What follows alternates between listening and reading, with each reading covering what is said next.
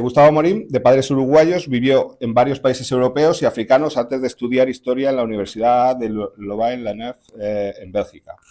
Completó su ciclo de estudios con una agregación, curso de capacitación de profesorado, en la Universidad Libre de Bruselas y un DEA, proyecto de tesis doctoral, en la EPHE, École Pratique des Hautes Études. École Pratique des Études, la Sorbona. La Sorbona. Ha trabajado como investigador en pedagogía, profesor de historia en la educación secundaria, traductor, investigador en codicología en la Biblioteca Real de Bélgica y actualmente es formador de sistemas IT. Entre sus obras cabe mencionar el libro Los últimos días del Imperio Azteca, de 2023, y publicado ya en varias lenguas, del que basará principalmente la ponencia de hoy. Con esta obra, don Gustavo nos sumerge en una narrativa apasionante y reveladora que transporta al lector en un mundo de intriga, valentía y supervivencia en los confines del Imperio Azteca. Una lectura imprescindible para los amantes de la historia y aquellos interesados en conocer la verdad detrás de uno de los episodios cruciales en la historia de Hispanoamérica. Trabaja con varios idiomas, fundamentalmente español, inglés y francés. De ahí la bibliografía variada de sus investigaciones. Casado 2 veces, con 2 hijas, vive en Bruselas, Bélgica. Bueno, podríamos hablar mucho más del currículum de don Gustavo, pero tenemos que dar paso a la conferencia. Por tanto, decir una vez más que es un honor tener hoy a tan ilustre escritor e investigador. Bueno, don Gustavo, mil gracias por estar con nosotros hoy. Es un placer tenerte con nosotros. Y bueno, hoy nos vas a hablar de un tema impresionante y yo creo que nos vas a hablar de un tema del cual, si existe leyenda negra, yo creo que la conquista de México es una de las que se lleva la palma, porque se han dicho de todo, absolutamente de todo. Evidentemente, todos los calificativos obligatorios hacia los españoles, digamos, se llevaron el oro, genocidio, impusieron la religión a base de bastón y golpe. O sea, yo creo que es donde se concentra quizás más la leyenda negra, y fíjate que España tuvo una extensión geográfica tremenda. Yo digo, por ejemplo, siempre que, claro, esto de la leyenda negra tiene también su parte de leyenda rosa, porque yo siempre que escucho la leyenda negra de algunos mexicanos, no todos, porque hay algunos mexicanos que no compran esa leyenda negra, y digo que es que, claro, evidentemente los españoles en esa época, ahora no, pero en esa época tenían que ser superhombres. Claro, me dicen, ¿cómo? Digo, hombre, pues porque si 200 españoles fueron capaces de conquistar un país de 10 millones de habitantes, claro, cada vez más, cada año suben los millones de nativos que había allí para poder justificar una mayor cantidad de genocidios, de muertes y tal. Decía, bueno, esto, o los españoles Superman era un aprendiz al lado de los españoles en esa época, y por supuesto los españoles tenían la poción mágica de Asterix y Obelix, si no, era imposible. 200 tíos contra 10 millones de nativos. ¿Cómo fue eso? Entonces, claro, es una de las primeras cosas que tú lo piensas y dices, ¿qué ha pasado aquí? O sea, ¿me están contando la historia bien o mal? ¿O es que yo me creo todo lo que me cuentan? Otro tema también muy interesante es el tema de que un grupo de 12 misioneros obligaron a todos los nativos a convertirse al cristianismo. Y me acuerdo que hace poco un historiador muy eminente de México, que dijo una cosa muy sencilla: los indios se convirtieron porque les gustó más la nueva religión, punto y pelota. Y por eso triunfó el cristianismo en América. Es un tema que necesita mucho debate, puede haber muchas opiniones, pero viene un historiador de primera. Después también está el tema del mundo Happy Flower. O sea, América era un mundo Happy Flower antes de que llegaran los españoles. Y me gustaría decir una frase muy interesante que vi hace poco en el preestreno de una película, Hispanoamérica, que os la recomiendo a todos, y hasta los cines, que decía, la película empieza así: antes de la llegada de los españoles, nosotros éramos santos indígenas. Ese paraíso, esa situación paradisíaca, se vio interrumpida por la llegada de unos barbudos singularmente crueles que vinieron a robar, pillar, vejar, matar. Esa historia mítica late en el corazón y en el cerebro de muchos hispanoamericanos y españoles, y es completamente falsa y además muy peligrosa, y ha convertido a los hispanoamericanos en víctimas de un falso relato. Eso es como empieza la película de hora y media o más de Hispanoamérica. Se la recomiendo que vayan a verla. En fin, bueno, en tu libro nos hablas de muchas cosas interesantes, muchísimas. Nos hablas que, bueno, que de repente lo que es hoy México pasó en meses, no en años, pasó del Neolítico, ciertas tribus pasaron del Neolítico al Renacimiento. Fue un golpe brutal. En fin, nos vas a hablar de los sacrificios en gran masa, nos vas a hablar de las costumbres religiosas de allí, nos vas a hablar de muchísimos temas que son interesantísimos para que los conozcamos hoy aquí. Y voy a acabar ya y te voy a pasar la palabra con una frase de una historiadora mexicana estupenda, la señora Guadalupe Jiménez Codinach. ¿La conoces? Me imagino. Hombre. Que precisamente estuvo en Madrid, en la Fundación Rafael del Pino, dieron unas conferencias el día antes del preestreno de Hispanoamérica, y ella salía en la película, y dijo una cosa que me impactó en ese seminario. Dijo, la función y la obligación de los historiadores es la de buscar la verdad, no la de modificarla. Bueno, pues yo creo que nadie mejor que tú hoy para contarnos la historia como fue de verdad. Así que te paso la palabra. The floor is with you, Gustavo. Te puedes sentar y encantado de tenerte aquí. Muchas gracias a todos.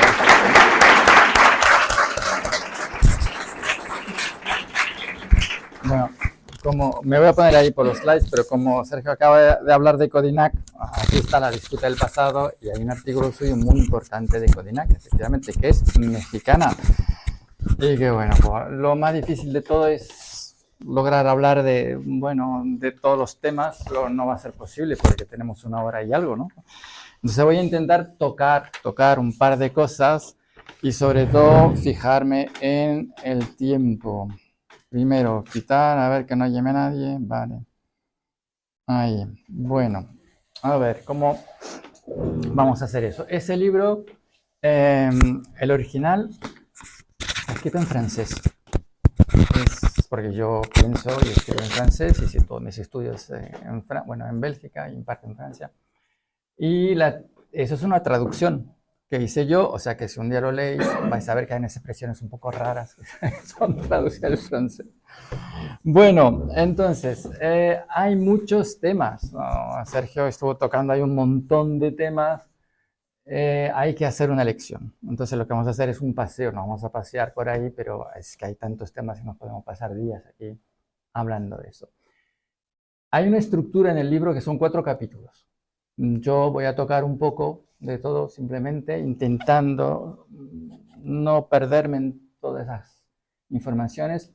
Los mexicas, porque nosotros llamamos más aztecas, pero ellos no se llamaban aztecas. Los aztecas es un invento del siglo XIX. Hay un historiador norteamericano, Prescott, que decía azteca porque ellos decían que venían de Aztlán, que es una ciudad imaginaria que nunca ha existido, obviamente. Y de Aztlán, aztlateca, y de aztlateca, azteca. Y así hablamos de aztecas. Ellos nunca se llamaron aztecas. Ellos se llaman mexicas. Y por eso tenemos México. Entonces, bueno, voy a tener que hablar un poco de los mexicas. Hay una línea del tiempo, un cierto momento, de cómo se ha creado el imperio, porque hablamos de los mansos indios, no tenían nada de mansos y nada de bonitos. Eran un pedazo de imperio y controlaban pues más o menos unas 500 ciudades-estados. O sea, era algo muy importante. O sea, hablaré un poco de la triple alianza que permite a los mexicas acabar con los tepanecas, bueno, que era otra dinastía que había ahí, y imponer su poder. O sea, es un imperio que tenemos ahí, no es unos mansos indios viviendo en armonía con la naturaleza. No tiene nada que ver, eso es muy bonito, pero no tiene nada que ver con la realidad. Entonces, tengo que hablar un poco de la triple alianza. No voy a hablar de la religión, bueno, apenas de la guerra florida, nos olvidamos. El capítulo 2, Tlaxcala y Cortés. No es Cortés contra los mexicas. Es Tlaxcala contra los mexicas. Y Cortés tiene la suerte de caer ahí en el buen momento. Ya está. El ejército de Cortés no es el ejército de Cortés, es el ejército de Tlaxcala. Y Tlaxcala no estuvo esperando a Cortés para luchar contra los mexicas. Llevan más de un siglo luchando contra los mexicas, porque son los imperialistas, obviamente. Entonces es muy importante hablar de los que ganaron esa guerra. Cortés tiene la suerte de estar en el bando que ha ganado, pero es Tlaxcala que ha hecho la guerra. Nunca se habla de eso, es súper raro. Y bueno, habrá que hablar un poco de la noche triste, que es súper importante, claro. Es uno, hay varios, es uno de los episodios donde Cortés tenía que morir. Y con él todos los españoles. Y se salvan por los tlaxcaltecas. Es Tlaxcala que se sacrifica y que permite a algunos españoles salvar el pellejo. Y eso ocurrió varias veces. Es decir, que si los tlaxcaltecas querían, hubiesen podido matar a Cortés sin ningún problema. Subo un poquito la voz. Subo, vale. Sí, porque el micro ese no sé. Es solo para... Vale. Voy a intentar alzar un poco el tono de voz. Me voy a cansar enseguida, Entonces, habrá que hablar un poco de la noche triste, obviamente, y del contraataque. Es decir, bueno, pues vamos a ver que el ejército que acaba con Tenochtitlán, con la capital de los mexicas, es el ejército tlaxcalteca. El ejército de Cortés, entre comillas, es indígena, no es español. O sea, eso es algo fundamental.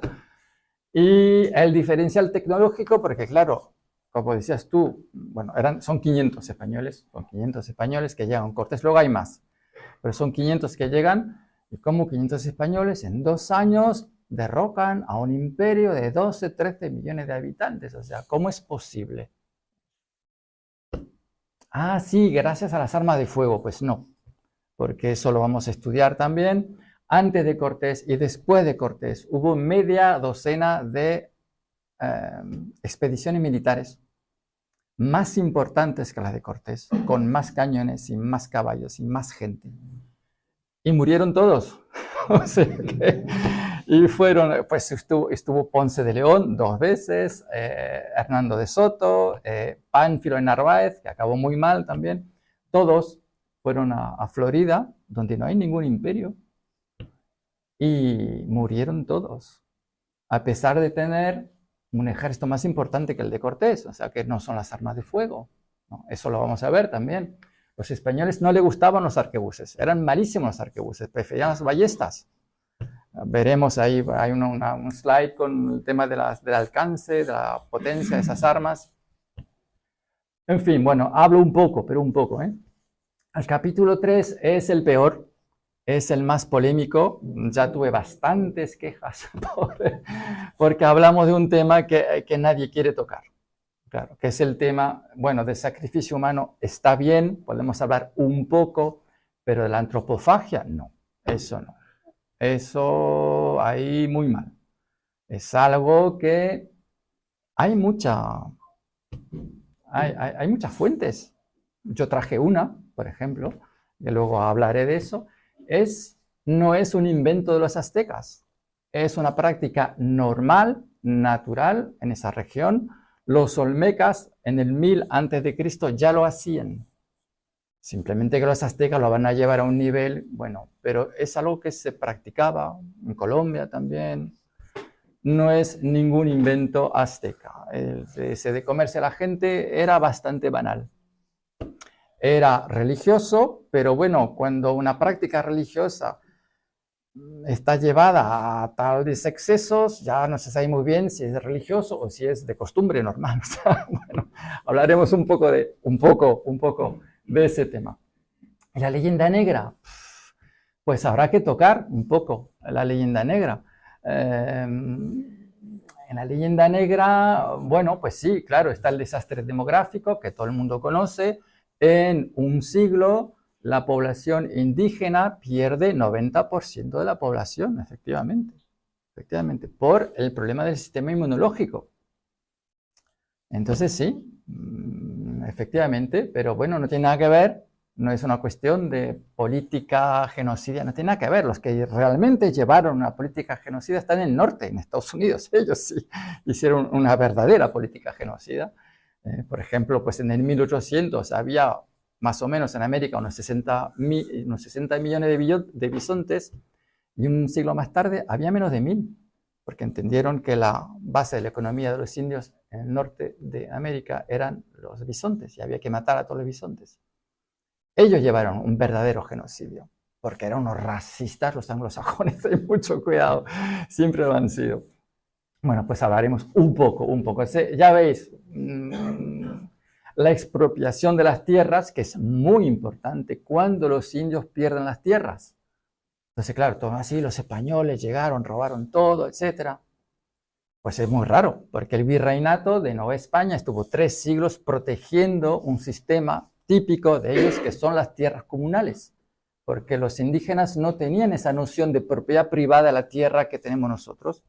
La tierra no es una propiedad privada, es una propiedad de un clan, de familias, de bueno, lo que llamamos tierras comunales. El virreinato de Nueva España, lo que llamamos hoy México, estuvo durante 3 siglos protegiendo ese sistema. ¿Quién se carga ese sistema? Las independencias latinoamericanas.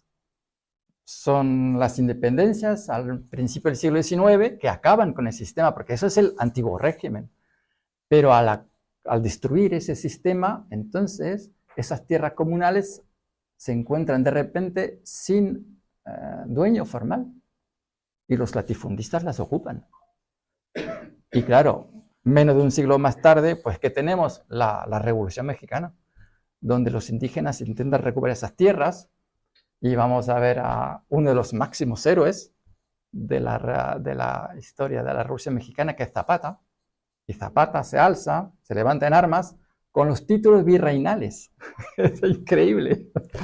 En fin, bueno, ahí está. Vamos a intentar hacer algo de todo eso, porque vamos a intentarlo.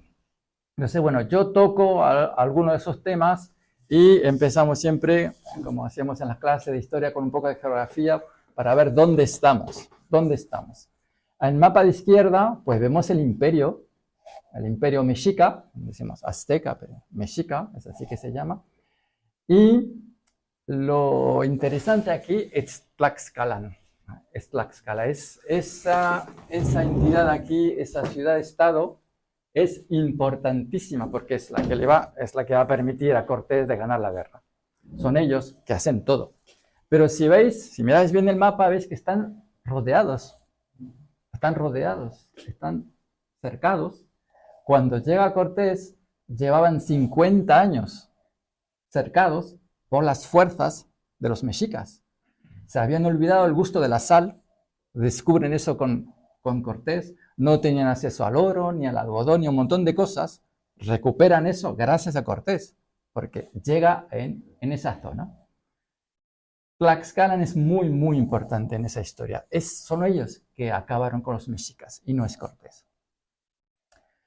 Entonces yo cuando era alumno, cuando era docente, yo preguntaba, pero ¿cómo Cortés sabía que había que llegar a esa zona? ¿Cómo es posible? Entonces la profe me decía, ¡buah, tuvo suerte! Bueno, sí. Anda. Anda. Bueno, como siempre, ¿no? Entonces, claro, siempre yo miro la hora, no pasarme demasiado. La primera cosa que hay que decir es que Cortés no es el primero, no es la primera expedición. Cortés no está ahí a dedo a ver a dónde voy. Antes de él hubo otras expediciones organizadas. Las escribo aquí porque si no nunca me acuerdo. Hubo la de Francisco Fernando de Córdoba en el 17 y la de Juan de Grijalva en el 18.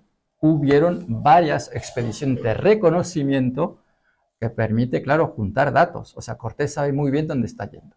No es que fue ahí a dedo. Primera cosa. Segunda cosa, Cortés lo que está haciendo es un poco ilegal. ¿Qué quiere decir eso?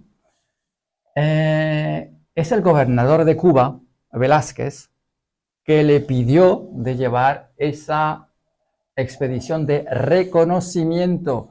Se supone que Cortés tiene que hacer una expedición de reconocimiento y él va a lo suyo. Cortés sabe que su situación es muy frágil porque la familia de Velázquez no estaba muy feliz con eso de dar ese puesto a un tío que no pertenece al clan. Y entonces Cortés sabía que era posible que se lo quitasen rápidamente. Entonces organiza muy rápidamente su expedición y cuando Velázquez se da cuenta que son 11 barcos, 530 hombres, 20 caballos, varios cañones, pero a ver, para una expedición de reconocimiento es un poco mucho, ¿no? Pero claro, sale pitando porque sabe que lo van a parar, o sea que lo que está haciendo Cortés es medio ilegal, ¿no? Obviamente. Y gracias a los datos recogidos, sabe más o menos dónde va. Hay otro dato que es muy importante, del que no se habla casi nunca. En la expedición de Cortés hay un hombre que es muy, muy importante, porque estuvo en todas las expediciones anteriores, y es Bernal Díaz del Castillo.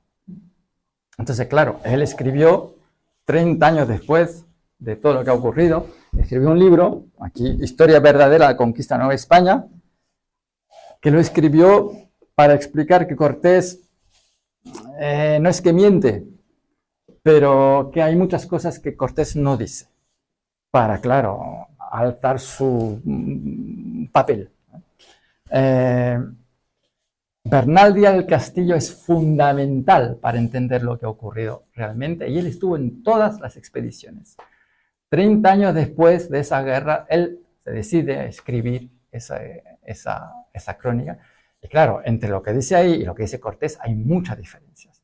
Porque cuando leemos las cartas de Cortés, pero claro, las cartas, Cortés escribe esas cartas para mandárselas a su rey, a Carlos I, o sea, Carlos V I de España. Por lo tanto, va a presentarse bajo de la mejor forma posible y va a callar muchas cosas que Bernal Díaz del Castillo va a explicar, que no es Cortés, que no es Cortés, que es Tlaxcala que ha hecho todo. En fin, bueno. Entonces, llega Cortés ahí en la costa, sabe más o menos, gracias a las expediciones anteriores, y tiene suerte, es verdad, porque se topa con un español que vivía más en el sur, pero que vio que había movimientos por las expediciones anteriores, que es Aguilar, Jerónimo de Aguilar. ¿De dónde viene ese? Pues estaba en Española y estaba hacia un viaje, hubo un temporal, el barco se hundió, nadaron, llegaron a la costa, no tuvieron suerte, es decir, llegaron en un pueblo de indios que se comieron a alguno de ellos, ¿no? Y los otros lo pusieron en jaulas para engordarlos y comerlos más tarde, se escapó. Y bueno, pues luego encontró otro pueblo que no tenían esas prácticas y entonces, bueno, pues ahí se casó, hijos, etc. Y aprendió el maya. El maya no es el idioma de los mexicas. En México Central hablan náhuatl, no hablan maya.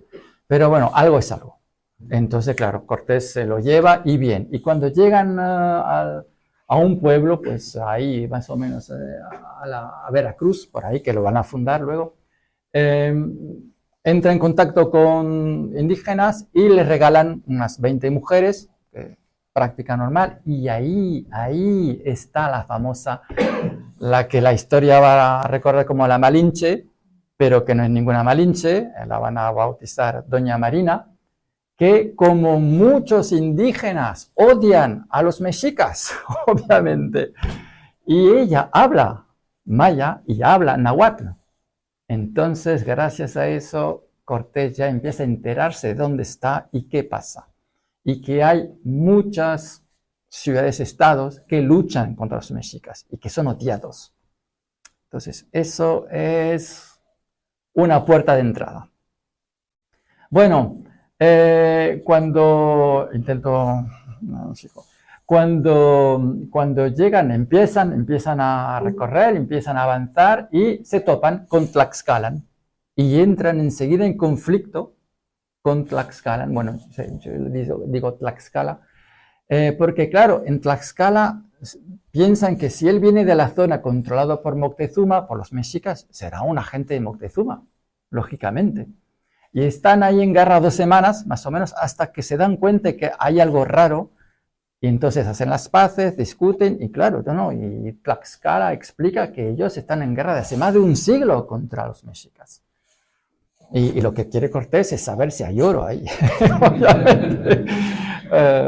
No solo.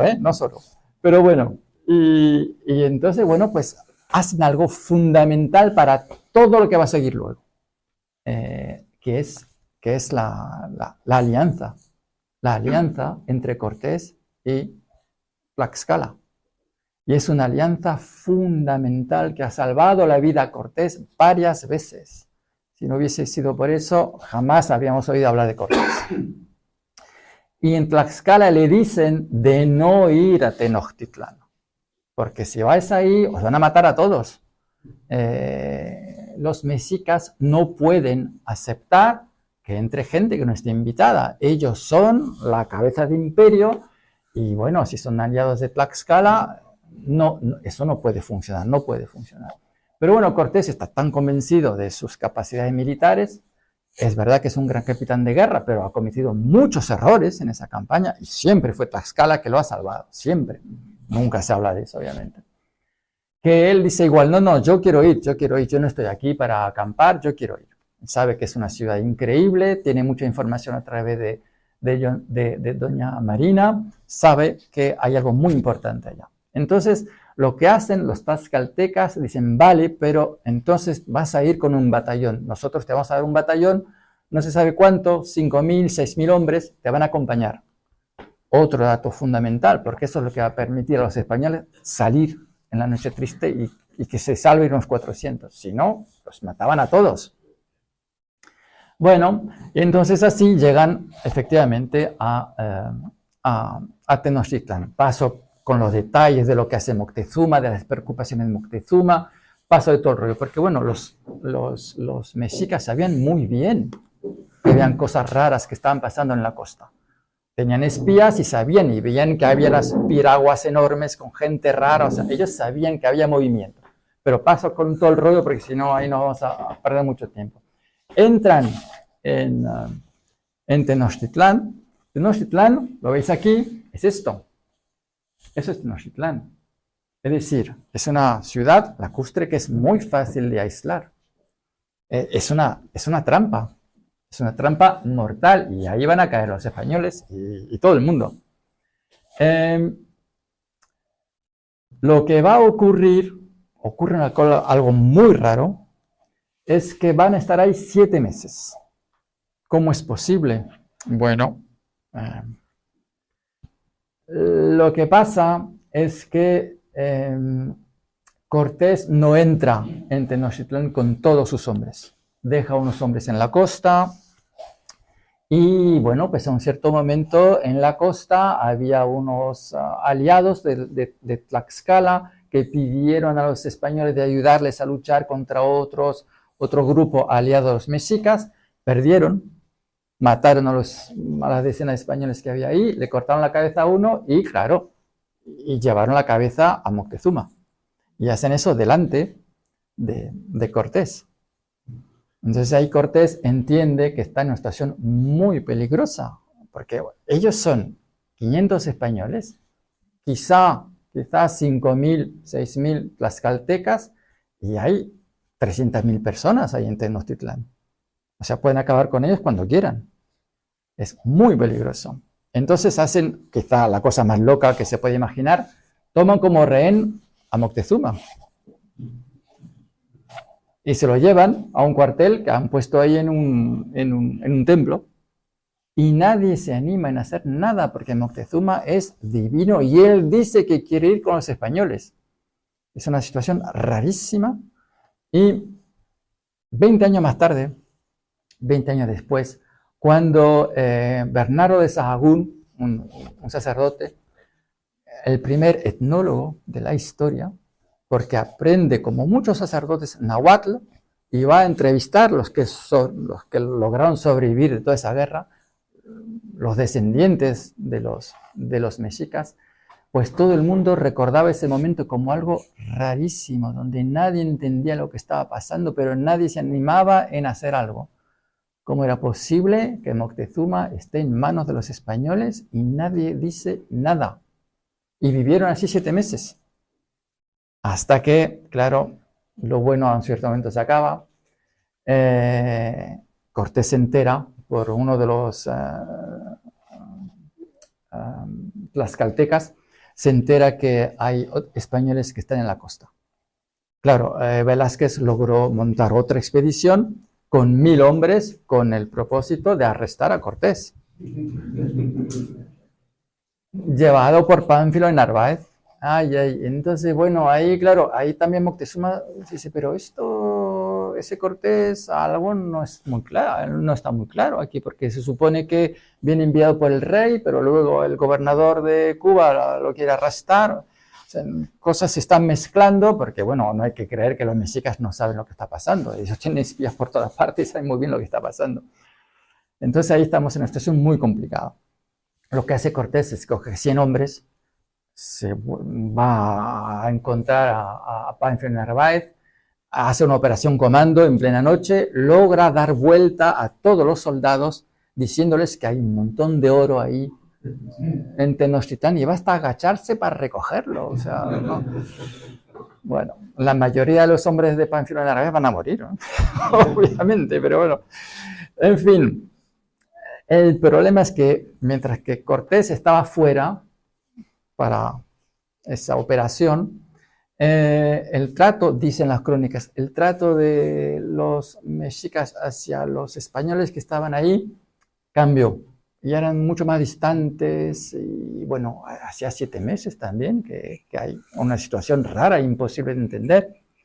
Entonces, el número 2, el brazo derecho de Cortés, que es Alvarado, un súper guerrero, pero no muy diplomático, no muy diplomata, lo que hizo es que como veía que había preparativos y que pasaban cosas raras, pero que nadie les informaba, lo que hizo es pillar un par de sacerdotes, torturarles hasta que digan, que explican lo que está pasando, y efectivamente los mexicas estaban preparando un levantamiento.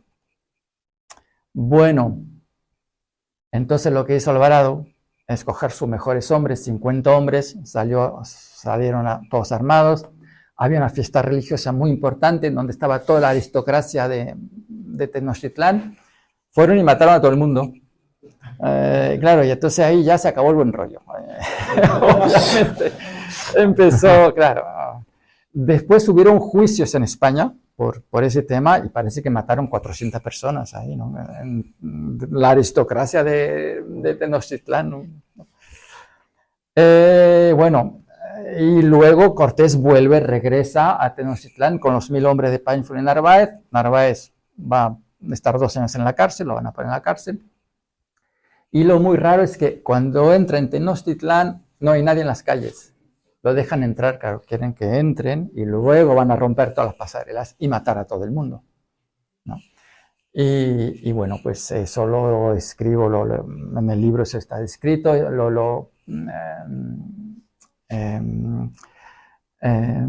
¿cómo se llama? Vaya, a ver, hasta me olvidé yo. Bernal del Castillo lo explica muy bien. La batalla dura una semana, más o menos, y bueno, pues los españoles están sin agua, sin comida, sin nada, y no van a poder resistir. Los aliados tlaxcaltecas no tienen ese problema, porque claro, cortan los cadáveres y comen lo que hay, o sea que ellos para las campañas militares son muy, muy superiores a los españoles, obviamente, ¿no? Pero bueno, o sea, después de una semana ya eso no se puede seguir, no puede seguir así, hay que salir, ¿no? Hay que salir, entonces salen por la noche, es la famosa noche triste, han construido pasarelas para intentar, arreglar las pasarelas rotas por los mexicas, y es un desastre total, muere un montón de gente, los que se salvan porque murieron muchos tlaxcaltecas, están salvando por sus sacrificios, salvan a los españoles, es un desastre total, pero no se acaba ahí, porque ahora hay que volver a Tlaxcala. Y entonces, bueno, los que se salvaron, los que lograron salvarse, salieron por el oeste, no tuvieron elección, salieron por el oeste y tienen que dar toda la vuelta para llegar a Tlaxcala. Y claro, pues ahí, en esas zonas, los están esperando los mexicas. Y entonces hay una batalla súper conocida, bueno, no lo puse aquí, en Otumba, la batalla de Otumba, donde les esperan 10.000 mexicas y ellos, pues ellos son quizá 3.000 tlaxcaltecas y unos 500 españoles, los cañones, los arquebuses, la pólvora, está todo en el fondo del lago, eso se acabó y tienen que enfrentar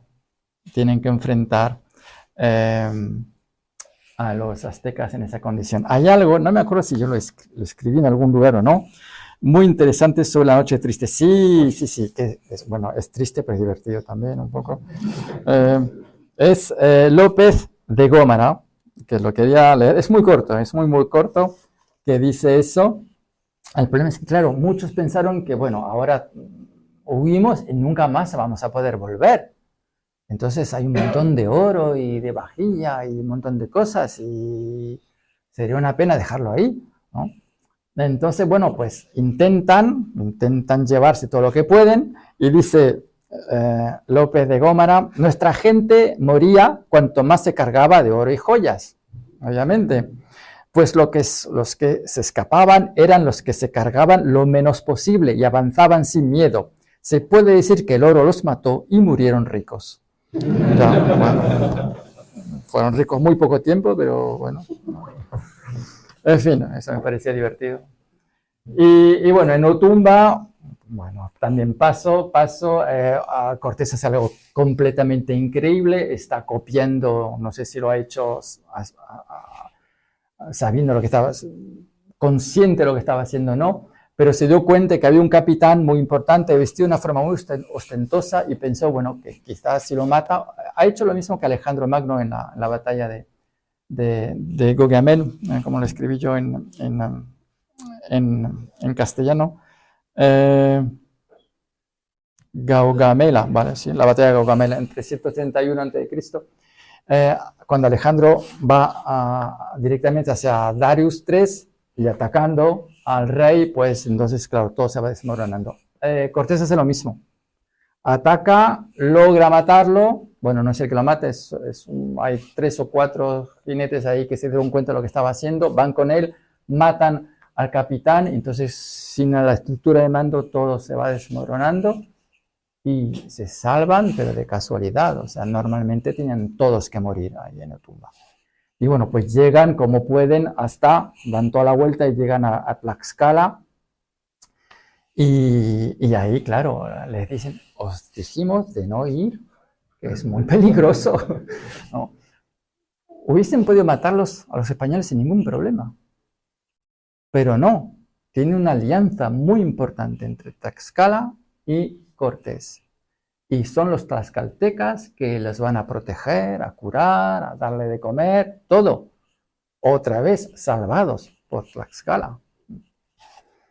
Bueno, eso, paramos con el tema ese, a ver que el tiempo pasa, adiós. Aquí hay otra cosa que podemos utilizar en ese mapa, no es un invento de los mexicas, es una innovación, porque eso fue inventado por Teotihuacán a principios de la era cristiana, que son las chinampas. Las chinampas, ¿veis? Esa zona rosa, pues son campos, lo voy a enseñar aquí. Aquí tenéis, esos son las chinampas. Es decir, es un modo de agricultura que tiene una productividad muy alta. Puse aquí agricultura tradicional, para 100 familias se necesita 1.200 hectáreas. Si son tierras que son bien regadas, pues tenemos 600 hectáreas. Ellos, con 86 hectáreas, podían darle de comer a 100 familias. Eso fue inventado por Teotihuacán, pero ellos, bueno, pues mejoraron el sistema y fabricaban parcelas poco a poco que efectivamente permiten. Pero ahora, eso es positivo y negativo, porque eso permitía un crecimiento muy importante, un crecimiento demográfico muy importante, pero llegaba a un nivel donde luego, para seguir creciendo, hay que cambiar las estructuras. Ellos, como decíamos, ellos tenían una tecnología del neolítico. Entonces, o cambian las estructuras para gestionar esa situación, o empieza a matar a gente. No, es que mucha elección no hay. Hay un dibujo artístico, claro, de Tenochtitlán, interesante porque hay varias pirámides, pues había más de 40 pirámides. Importante al detalle porque, claro, cuando hacíamos los cálculos de la gente sacrificada, los cálculos más humildes, las cifras más humildes son 20.000 por año, 20.000 sacrificados por año. Parece mucho, pero no, porque si lo dividimos por número de días y más de 40 pirámides, son menos de 2 sacrificados por día por pirámide, ¿no? Bueno, no sacrificaban todos los días, tampoco hay que pasarse, ¿no? Pero bueno, hay un historiador del que yo hablo un poco más lejos, que se llama Zunzunegui, mexicano, que él habla de 40.000 sacrificados por año. Bueno, yo cogí las cifras más humildes, y me quedé en eso, en 20.000. Ahí veis la ruta de Cortés, que pasa por Tlaxcala, obviamente, pero bueno, ya estuvimos hablando de eso, entonces podemos seguir porque hay mucha cosa. Ese slide responde a la pregunta, ¿quién son los mexicas? Nunca hablamos, o sea, están ahí los mexicas, como parece que es una peli, pero ¿de dónde viene esa gente? ¿No? Entonces hice una línea del tiempo para explicar un poco de dónde vienen los mexicas. Obviamente ellos tienen ¿cómo se puede decir? Un origen que es mítico, que es Aztlán, que nunca ha existido. Obviamente, ellos la verdad es que venían con los chichimecas del norte, pero bueno, se inventan un origen mítico, estuvieron viviendo como mercenarios, vendían sus servicios a las diferentes dinastías, bueno, acabo con los toltecas, pero la verdad es que se podría subir mucho antes, no está Teotihuacán, no están los olmecas, bueno, habría que, ¿no? Entonces, empiezo en el siglo XIII nada más, no subidamos el resto porque si no, aquí no vamos a pasar demasiado tiempo. Y la fundación de Tenochtitlán en el 1325, más o menos. En ese momento aún ellos son mercenarios, dominados pues por los tepanecas y venden sus servicios a quien quiera pagar, ¿no? Estamos hablando del Cid la otra vez. Bueno, pues hay algo equivalente. El Cid tenía un ejército y vendía sus servicios también a quien puede pagar, porque no es el Cid solo, es todo el ejército que viene detrás del Cid. Pues ellos vendían sus servicios, hasta que en el 1426, montaron la famosa Triple Alianza con Texcoco y con Tlacopan. A partir de ahí son bastante fuertes para acabar con los tepanecas y coger su puesto y ser ellos los dueños de todo el Valle de México. ¿Por qué puse 2/5, 1/5? Porque cuando arrasaban una ciudad-estado, bueno, pues se dividía el botín según esa forma. 2/5 para Tenochtitlán, 2/5 para Texcoco, 1/5 para Tlacopan. Y así se fue formando el Imperio Azteca. ¿Cómo funcionaba el Imperio Azteca?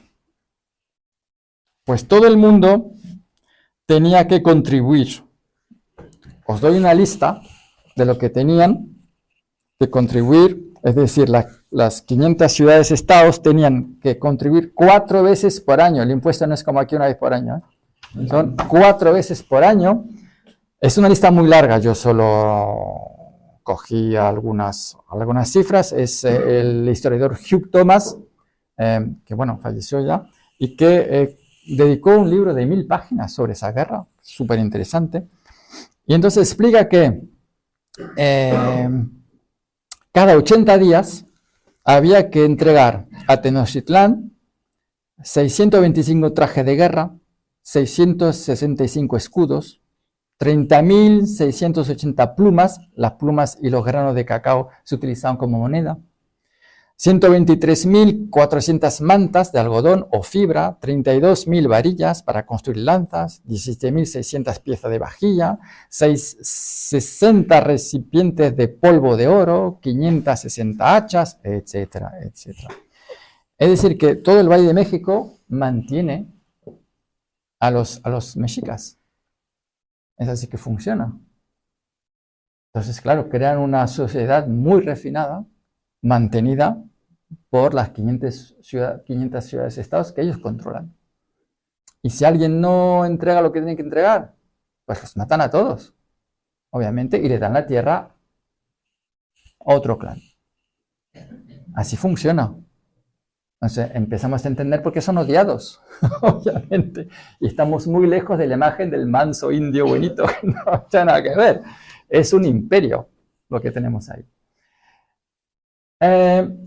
Bueno, eso también es algo un poco divertido, por eso que lo puse, la expedición de los 60 brujos. Pero veis que puse 2 hambrunas fundamentales que hubo en el 1550 y unos 15 años antes de la llegada de Cortés. Esas hambrunas tienen consecuencias muy importantes en la radicalización de las instituciones. A partir de ahí, lo que hacen los mexicas es multiplicar las expediciones militares.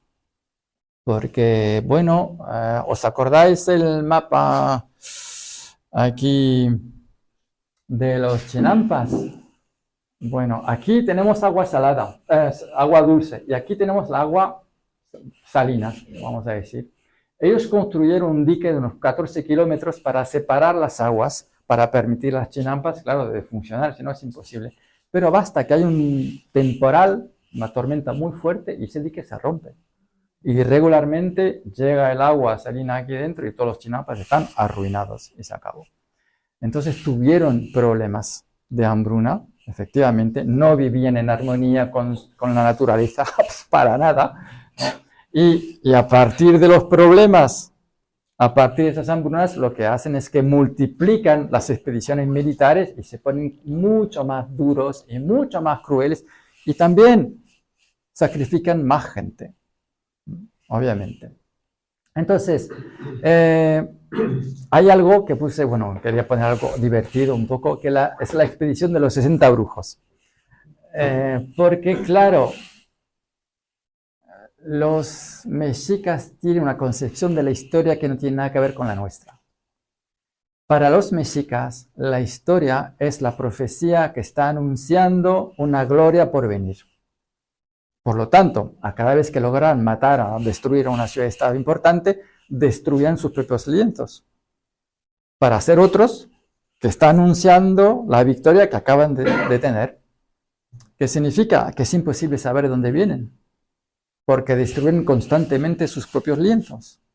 La última vez que ocurrió fue en el 28, cuando destruyeron a los tepanecas. Entonces destruyeron sus propios lienzos, hicieron otros lienzos, anunciando la caída de los tepanecas.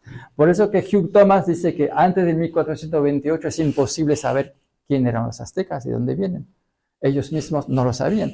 Por eso que hay esa famosa expedición, que es una leyenda, claro, la expedición de los 60 brujos, porque Moctezuma, primero, no es el que estuvo hablando con Cortés, es el Moctezuma II. Moctezuma I se considera que es un poco el que ha iniciado la dinastía.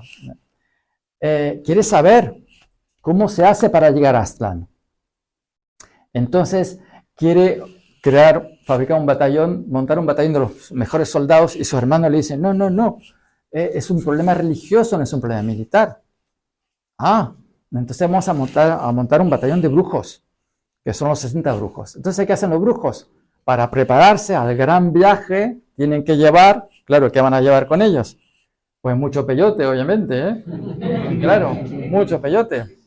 Entonces, esos brujos se van a un monte, se ponen de peyote, bueno, vamos, de todo, se transforman en animales. Como animales están transportados a un lago mágico donde viene un sacerdote de Aztlán, los recoge, los lleva a otro lago de arena tan fina que, cuidado porque te puedes morir, pero no está ahí el sacerdote, y llegan a Aztlán por fin. Y en Aztlán, claro, se abrazan, están todos súper contentos hace tanto tiempo, etcétera, ¿no? Y estaba la madre en Aztlán, la diosa madre del dios tribal de los mexicas. Ellos tienen un dios que es tribal, que es Huitzilopochtli, Y estaba la madre, pero muy cabreada, porque de que se fue el hijo, hacía mucho tiempo, no se había bañado, parece. Entonces olía un montón. Estuvieron ahí un tiempo y luego pues había que regresar. Entonces regresan, el sacerdote les hace cruzar ahí el mar de arena, el mar de agua, se ponen de peyote hasta el fondo, se transforman en animales, llegan al monte, recuperan la forma humana y ya. Desaparecieron un tercio. Hay 20 brujos que no, porque fueron comidos por ave de rapiña y cosas así. Es un viaje muy peligroso. Y entonces los 40 bajan y van a ver a Moctezuma, por fin, y todo el mundo está súper contento porque ahí fueron a Aztlán y cuentan todo lo que ocurrió. Y entonces, claro, dice Moctezuma, qué bien, ¿y cómo se hace para ir? A ver, pero habéis estado, ¿no? Sí. ¿Conoces el camino? En aquel momento sí, ahora ya no. Y entonces, bueno, se quedó un poco triste porque no había forma de ir a Aztlán. Bueno, es una leyenda que muestra que es imposible llegar a Aztlán, porque Aztlán no existe, nunca ha existido, es un invento. ¿Ah?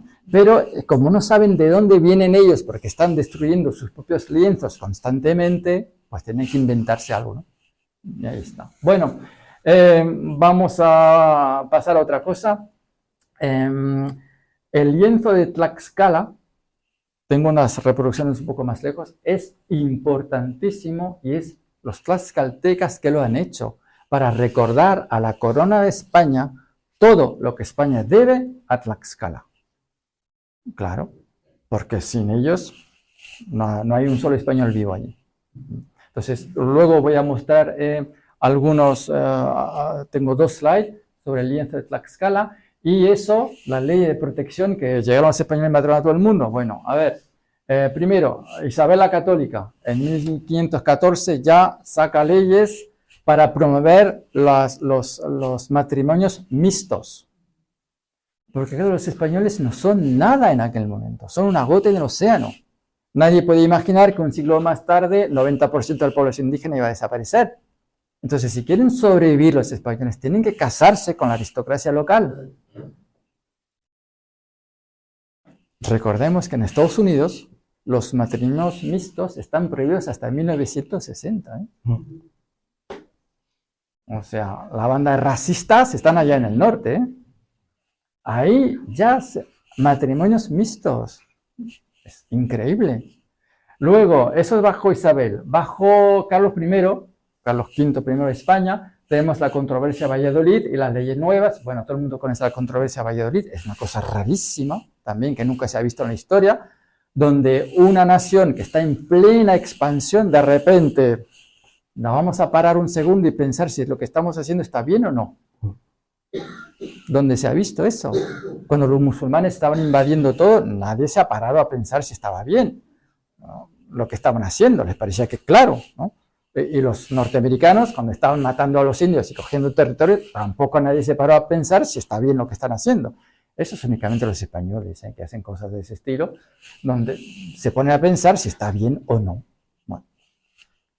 Y las leyes nuevas, otras leyes de protección indígena, eso ha cabreado bastante a los conquistadores en Perú, porque ahí es otro virreinato, es el virreinato del Río de la Plata. Carlos V mandó ahí un rey, un virrey, y los hermanos Pizarro lo mataron porque ellos querían utilizar a los indios como esclavos, claro, ¿no? Y entonces, bueno, pues Carlos V se cabreó un poco y mandó a otro virrey, pillaron a Gonzalo Pizarro y a otros y los mataron, ¿no? Esas leyes son leyes de protección de los indígenas. Es increíble. A partir del 1550 ya no hay esclavos indígenas. Ya casi no existe en el virreinato de Nueva España. Estamos hablando de indígenas, no estamos hablando de negros. Claro, esclavos negros hay a patadas, ¿no? Y quien estuvo militando mucho es Bartolomé Las Casas, diciendo que hay que acabar con esa esclavitud de los indígenas y si necesitáis esclavos, vamos a África a buscarlos. Esa parte de Bartolomeo no se comenta mucho, claro, porque queda un poco feo, ¿no? Porque los indígenas tienen alma y los negros no está claro que... En fin, bueno, eso a las ordenanzas bajo Felipe II y la Constitución de Cádiz, súper importante porque prohíbe en todo el virreinato la esclavitud, tampoco los negros, se acabó, no hay más esclavos. Eso va a ser un grave problema, porque es así que el virreinato va a perder 2 millones de kilómetros cuadrados. ¿Por qué? Por Texas, porque Texas está en virreinato y ellos tienen esclavos. ¿Y cómo vamos a renunciar a los esclavos? ¿Os acordáis que eso va a poner un problema un poco más tarde en Estados Unidos con la guerra de secesión? Vamos a ver un mapa. Entonces, eso, claro, eso a los tejanos no les gusta nada. En fin, bueno, pasamos porque veo que el tiempo corre.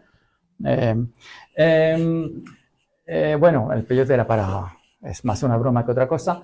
Este libro que veis aquí, Historia General de las Cosas de la Nueva España, es fundamental. Yo traje el primer tomo, bueno, son 12 libros, pero 2 tomos, 6 y 6. Yo traje aquí el primer tomo, Bernardo de Sahagún. ¿Quién es? Es el primer etnólogo de la historia. Él y otros aprendieron el náhuatl y así fueron entrevistando a los indígenas. Es importante aprender ese idioma porque cuando llega la independencia, alrededor del principio del siglo XIX, 1810 o 15 por ahí, solo 20% de los indígenas hablan castellano. Entonces, bueno, si no hablas náhuatl, entonces Bernardino de Sahagún aprendió náhuatl y se pasó 20 años investigando, entrevistando los supervivientes de Tenochtitlán. Entonces aquí está todo. Cómo los sacrificaban, cómo los comían, cómo preparaban la comida, es decir, los cuerpos, la carne humana. O sea, está. Entonces, claro, cuando están discutiendo, no, que no hubo sacrificios humanos, o que bueno, que no hay canibalismo, bueno, lo siento mucho, pero eso está súper documentado. Ese libro desapareció durante un par de siglos y reapareció en la Biblioteca Laurenciana de Florencia. Por eso que le llaman de vez en cuando el código florentino, el códice florentino. Por esa razón, pero bueno, pues escrito por Bernardo de Sahagún y explica todo en detalle, o sea que no podemos ir con rodeos de que sí o que no. Aquí puse simplemente una foto del libro, pero no. El tema de las armas, las armas de fuego que han decidido de todo, pues es falso. Aquí tenéis el arquebus, lo que utilizaban. Hay que recordar que estamos saliendo de la Edad Media. Estamos apenas saliendo de la Edad Media, o sea que las armas de fuego son una porquería. Por eso que los españoles preferían la ballesta. Con un arquebus, bueno, primero pese casi 10 kilos, el alcance 80 metros, y bueno, hay que recordar que no hay rayas dentro del cañón, no son cañones rayados. Las rayas dentro del cañón es lo que da la puntería. Entonces, después de unos metros, la bala se va donde quiera. Es un desastre como arma. Sí, claro, si pones 500 arquebuceros, entonces sí, a corto plazo, a corta distancia. Los españoles preferían las ballestas. Las ballestas podían matar a un hombre con armadura a 65 metros y sin armadura a 300 metros. Sin hablar del tema de la pólvora. Hay que tener pólvora. Allá en México a cada hora, a cada día está lloviendo. Es un lío mantener esa pólvora seca. Entonces las armas de fuego, no, eso no es verdad. En el siglo XIX sí, con las Winchester. Eso sí, pero allí estamos, al principio del siglo XVI, estamos saliendo de la Edad Media. El cañón, después de unos 10 tiros, había que esperar, porque el cañón empezaba a torcerse por el calor, claro, ¿no? Entonces era un desastre. ¿No? En todas las expediciones militares que se hicieron, por un arquebucero había 3 o 4 ballesteros. Entonces no son. Y los cañones, vaya, no. Aquí tenemos los cañones. Es la Edad Media, obviamente. Y aún aquí tenemos cañones con ruedas, pero ruedas significa que necesitamos mulas para transportar esos cañones. No hay mulas allá. Llegará más tarde. Y los caballos, no. Los caballos son para el choque. Es la arma secreta de los españoles, no son las armas de fuego, es la caballería. Y con eso logran hacer lo que han, cuando están en terreno abierto, porque en Tenochtitlán la mayoría de los caballos murieron, obviamente, ¿no? Entonces los cañones, ¿quién transporta los cañones? Bueno, pues los indígenas a hombro transportan los cañones, o sea que sí, sirve 2 o 3 veces, luego los mexicas entienden claramente que no hay que meterse en línea de fuego y se acabó, o sea que los cañones poca cosa, encima hay que limpiarlos, tiene un efecto psicológico más que otra cosa. Vale, me quedan 20 minutos, bien, uff. Y aquí puse las expediciones fallidas. Expediciones más importantes que la de Cortés, con más gente, más caballos, más cañones. Y no, murieron todos. Entonces no es una cuestión de arma de fuego. Es una cuestión de tener a un aliado que les va a proteger. Y a darle de comer y ayudarlos. Y bueno, pues ellos no lo tuvieron.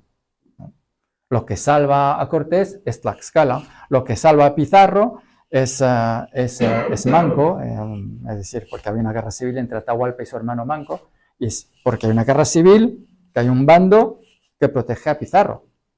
Son los aliados indígenas que salvan a los españoles. Si no, los españoles sin eso no hacen nada, es imposible.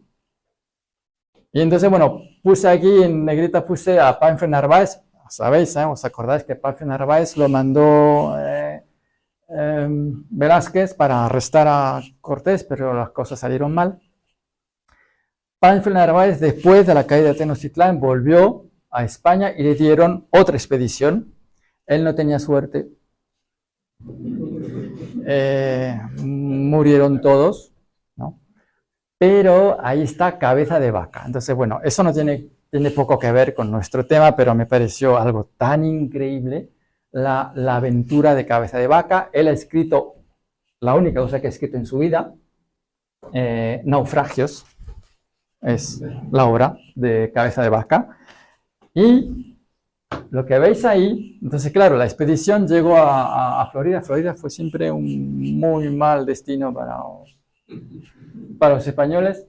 Y bueno, pues ahí mueren todos y se salva Cabeza de Vaca y tres más.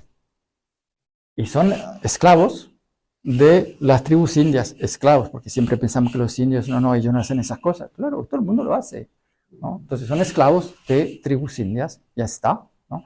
Logra escapar, lo pilla otra tribu india, otra vez esclavo, luego lo escapa otra vez, y al final, poco a poco, lo que ha hecho él es aprender el chamanismo.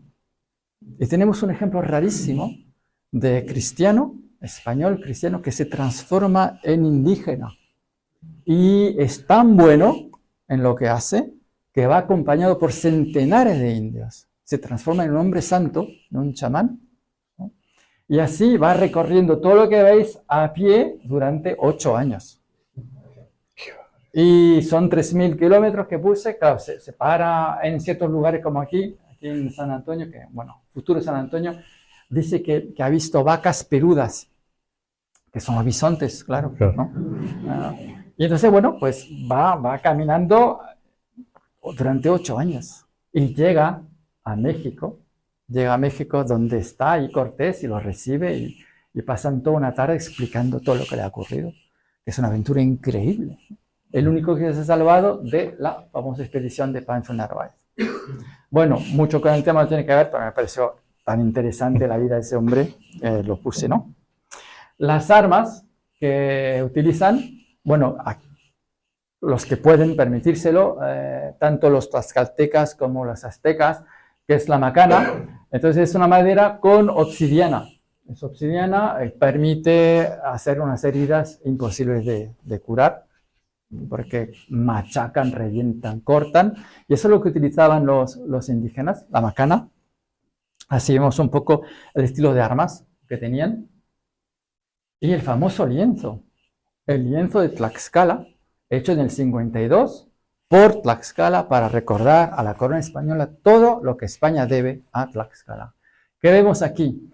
Pues que es Tlaxcala que se está peleando siempre. Sí, bueno, están ahí los españoles detrás, pero es Tlaxcala que lleva la guerra. Los españoles se organizan un poco, pero bueno. Y aquí vemos los cañones transportados, claro que no hay mulas, entonces están los indígenas transportando los cañones.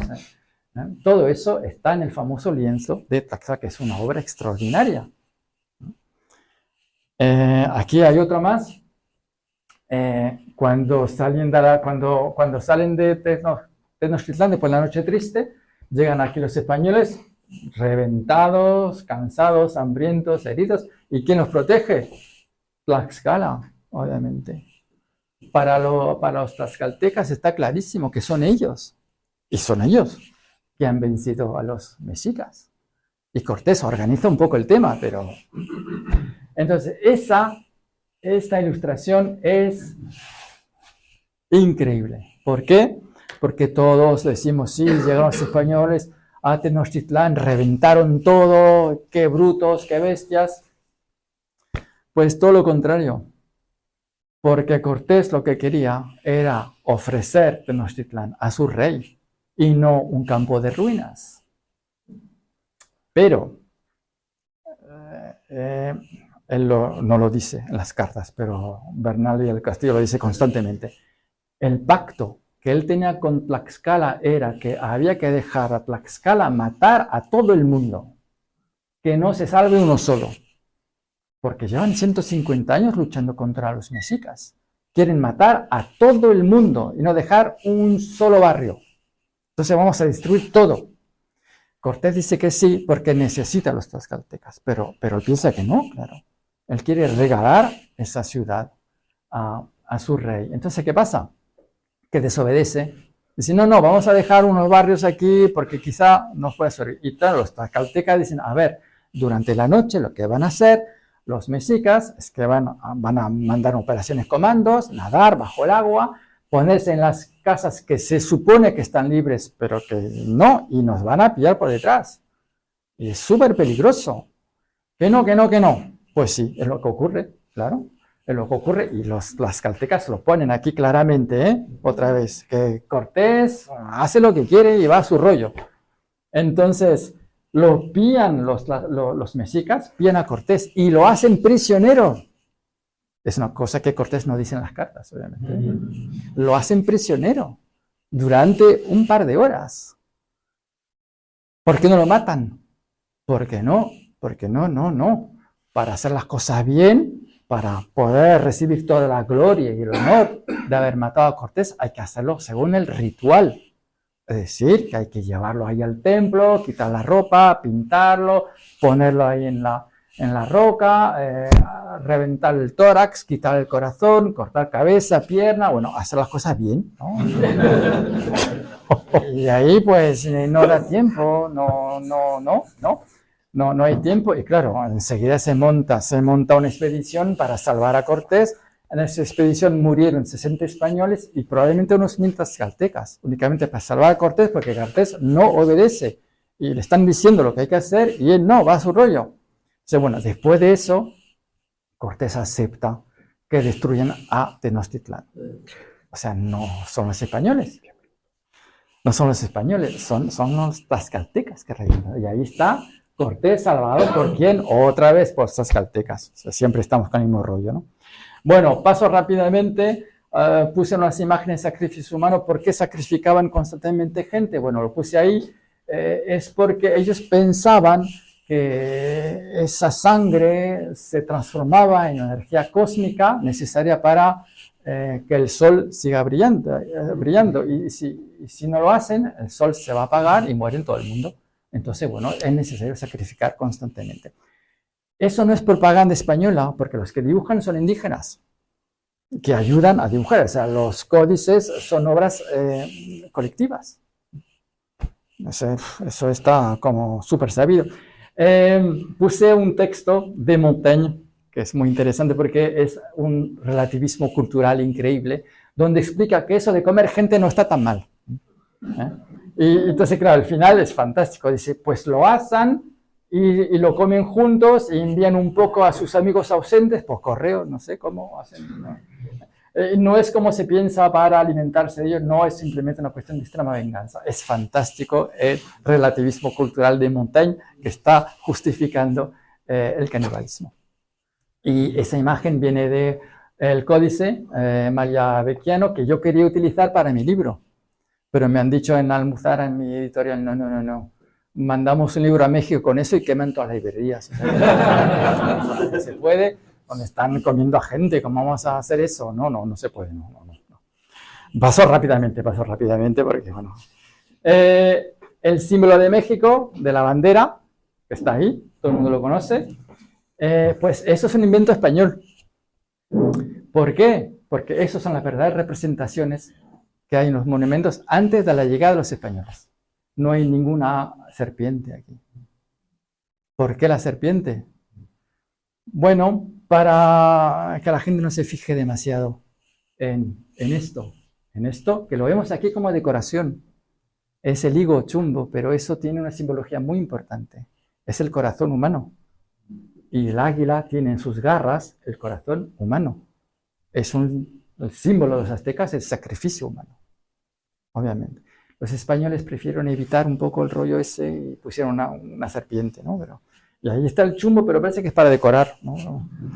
Pero no. Eso también para mostrar que los españoles no tienen pero nada que ver con la imagen que vendemos constantemente. El año 92 fue un año increíble, porque en el mismo año cayó Granada, cayó el reino musulmán de Granada, descone América y encima Nebrija saca su gramática. O sea, es increíble todo lo que ocurrió. Pero yo puse eso para que os fijéis en la gramática náhuatl, hecha por españoles que estudian el idioma, aprenden el idioma, lo estudian y sacan una gramática. Nunca ningún yanqui sacó una gramática de Sioux o de Apache o nada, los mataban a todos y se acabó, ¿no? Los españoles estudian esos idiomas y escriben gramáticas. Salió antes de la gramática francesa. Es algo increíble, completamente increíble, que hacían los españoles. Y bueno, pues tampoco hay una gramática quechua, claro, para los incas en el 60, hecho siempre por sacerdotes. ¿Sí? Aquí, ¿qué era el reino, el virreinato de México? Pues ahí, España lo tenéis. Eso fue la extensión más importante cuando tenían la Luisiana, pero Luisiana era francesa, se la dieron a España en el 1762 con el Tratado de Fontainebleau y recuperó bajo Napoleón en el 1800. Si no, pues todo eso era el virreinato. Y tenían problemas con los rusos ahí, por Alaska, ya sabéis. Entonces, el virreinato que conocemos nosotros después del 1800 es eso. Eso era todo el virreinato de Nueva España. ¿Y os acordáis del problema de Texas? Porque en el 1812 está la Constitución de Cádiz que prohíbe la esclavitud. Y los tejanos la necesitan. Entonces entran en guerra contra los mexicanos, ayudado por los otros estados, porque ellos les importa un bledo los esclavos. Lo que quieren es llegar a la costa pacífica. Entonces, fantástico pretexto, ¿no? Lo que es interesante es que 20 años después, los del norte se dan vuelta contra Texas y los otros por esclavos. Bueno, no les importaba un bledo los esclavos. Después de la final de la Guerra de Secesión, los negros no votaban hasta los años 1960. O sea que el tema no era la esclavitud, no les importaba nada la esclavitud. Pierden 2 millones de kilómetros cuadrados México. Y lo que es muy triste es que ahí había un montón de indígenas descendientes de los tlaxcaltecas, porque en el siglo XVII mandaron una expedición de colonización, 400 familias tlaxcaltecas en esa zona, y bueno, pues después del 1846, con la pérdida de los 2 millones de kilómetros cuadrados, ¿qué le ocurrió a esos indios? Pues van a morir todos, claro, no tienen ninguna... Y ahí estaba Jerónimo. Jerónimo era cristiano, hablaba castellano, o sea, había sido bautizado, o sea, increíble. Entonces esa gente pues muere, no tiene otra salida que morir, claro, ¿no? Puse eso, pero bueno, vamos a pasar por la leyenda negra, bueno, lo dejamos, era un poco divertido porque habla del Che Guevara. Che Guevara, la gente que lucha contra que el Día de la Hispanidad están manifestando contra la hispanidad con el cartel Che Guevara, pero a Che Guevara le parecía fantástico el papel unificador de España, o sea que están ahí en contradicciones completas, ¿no? Y puse esa imagen porque es un grabado que tiene 4 siglos. Es, obviamente, traducieron, o sea, hicieron una traducción de Bartolomé de las Casas, la brevísima relación de la destrucción de las Indias, que encima aquí traje, aquí está, lo que escribió Casas, todo eso recuperado por los protestantes luego, pero para darle un poco de morbo, pusieron grabados mostrando un montón de torturas. ¿Por qué puse eso? Porque yo, cuando era adolescente, acabé la secundaria aquí en Bélgica, teníamos unos libros de historia que eran malísimos, AIT se llamaba, y había esos grabados para mostrar lo que hacían los españoles. Nada que ver con la historia. Tiene 4 siglos eso, y estaban ahí y yo aprendí la historia con eso, ¿no? O sea que bueno. ¿No? Y bueno, y estoy casi al final, quedan 2 slides y se acabó. El oro, el problema del oro. El problema del oro. Cuidado, estamos hablando del virreinato de Nueva España, México, no estamos hablando de Perú. Perú es el virreinato del Río de la Plata y de ahí salió muchísimo más oro que de México, ¿eh? Pero estamos hablando de México. Son los datos del Banco Central de México. Sobre 5 siglos, del 1521 al 2021, X, porque no me acuerdo ya la suma, de oro, ¿qué se sacó? Se sacó durante el virreinato, 3 siglos, se sacó el 7% de X. Y de la independencia, 93%, fundamentalmente empresas de Estados Unidos y Canadá. Entonces, ya, virreinato, 3 siglos, apenas el 7%. ¿Se mandó el 7% de España? No. Lo que se manda es el quinto real. Claro. Es decir, el 20% del 7%. El resto quedó en México. ¿Para hacer qué? Para construir hospitales, universidades, escuelas. España se reproduce a sí misma en México.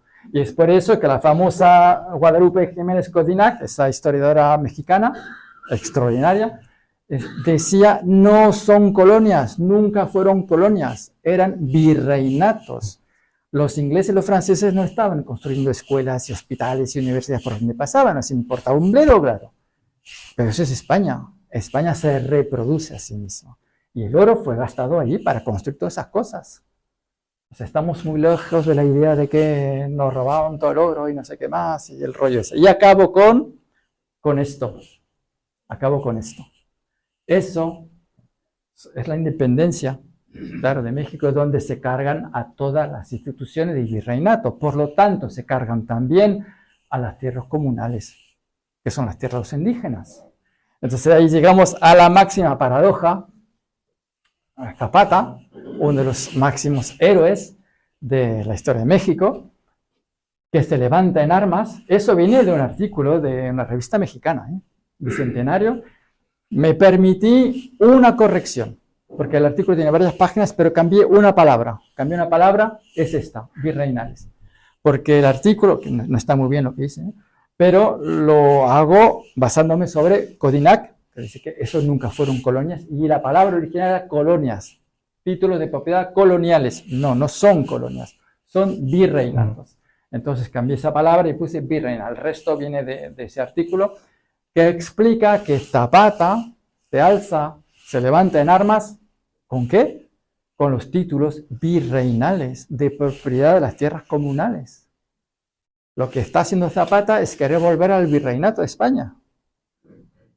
Entonces habría que explicar eso a Obrador, ¿no? Que hace 4 años dijo que el Vaticano y la Corona de España tenían que pedir perdón. Bueno, ¿cómo uno de vuestros máximos héroes está queriendo volver al virreinato? ¿Cómo es posible eso? ¿No? Bueno, y con eso se acabó. Ya está.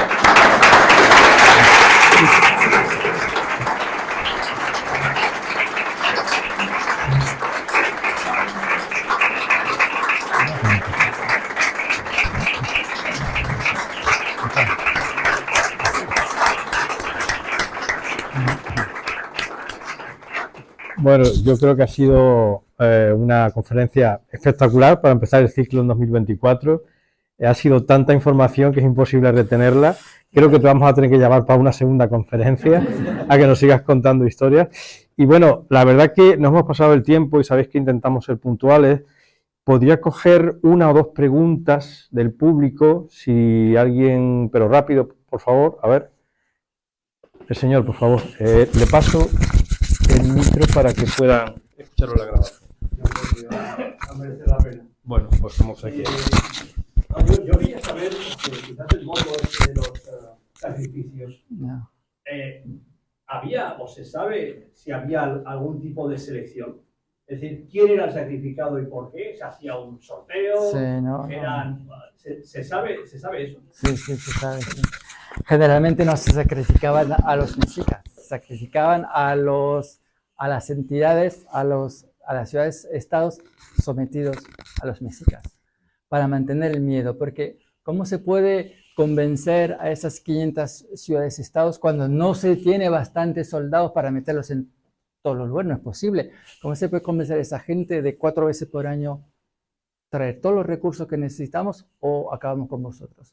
Es necesario mantener un miedo, lo que llamamos el terrorismo de Estado, claro, porque si os pasáis un pelo, acabamos con todos vosotros. Ahora, yo no estuve hablando de todos los sacrificios porque hay distintas fiestas de sacrificio. Hay uno que es el segundo o tercer mes, no me acuerdo, de niños. Se sacrifican niños. ¿Cómo se sacrifican? Bueno, pues los niños que nacen a un cierto momento, están los sacerdotes para calcular todas esas cosas, no mexicas, obviamente, de los otros pueblos sometidos, pues van los sacerdotes y compran al niño. Lo compran, se queda con la madre, ¿no? Lo compran y, bueno, pues cuando llega el momento, son niños de 5, 6, 7 años, depende, cuando llega el momento lo van a recoger. Durante unos 10 días se queda lo que se puede llamar un kindergarten y luego, bueno, pues lo pillan, claro, y los matan y los comen. Entonces sí, estaba todo muy bien calculado. Detrás de, como muchas veces, detrás de todos esos ritos religiosos hay razones políticas de mantener la obediencia de todas esas ciudades-estado. Una última pregunta. A ver, la señora, por favor. No, sí, es importante para que se pueda grabar. Nos ha quedado claro que Cortés no consigue, digamos, ganar la batalla sin la ayuda de Tlaxcala.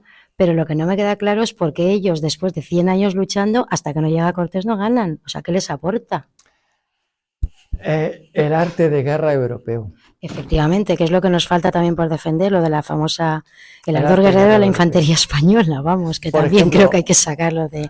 Yo no hablé de la reconquista, o sea, de reconquistar Tenochtitlán porque lleva demasiado tiempo, pero lo que hace Cortés es que monta 3 ejércitos, 4 con la marina, bueno, son 13 bergantines que hay que fabricarlos, efectivamente, pero hay más de 10.000 piraguas llevados por las caltecas.